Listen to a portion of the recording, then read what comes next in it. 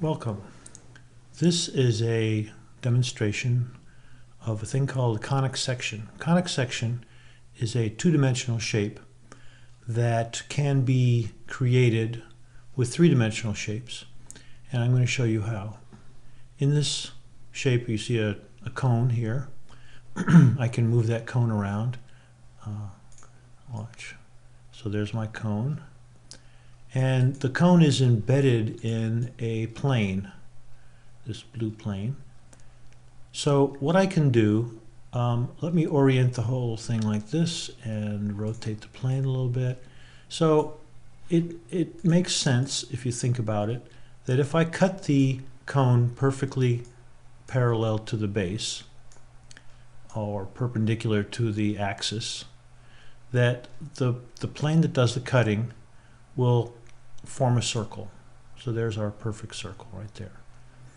If we tip the plane slightly, what we end up with is another conic section. So the circle is a conic section. The ellipse is also a conic section. And let me show you the ellipse. So if I move the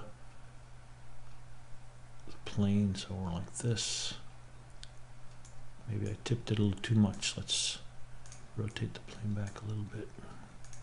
So now this shape is not round anymore, it's elliptical. If I tip the plane so that the I tip it so I can see it. So there's still an ellipse, even though I lost part of the ellipse because of my plane not being big enough. So there we go. So there's an ellipse again, back to the ellipse. So what I want to do now is I want to cut it at an angle that gives me a parabola. And that angle, cutting it that way, is like this. So now I've got a parabola. And I can see that from either side. I can sort of see it from this side. I can also sort of see it from this side. So there's a parabola round at this side and gets larger and larger at that on the other side. The parabola has to be the plane can't come out of the cone, so the cone has to be more.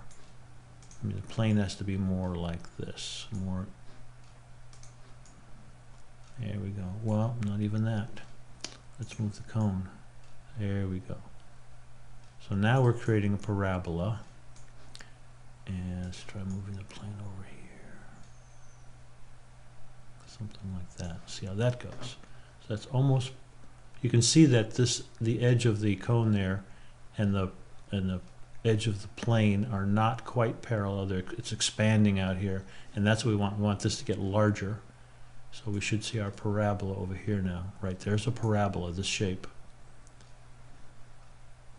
Maybe it looks good from the other side too. The other side doesn't look so good, so we can't see it because of the point of the. So this is the parabola, it's parabolic. And the last shape that I want to show you is the hyperbola. And the hyperbola is interesting. I really need two cones. If you can imagine another cone coming up off this way.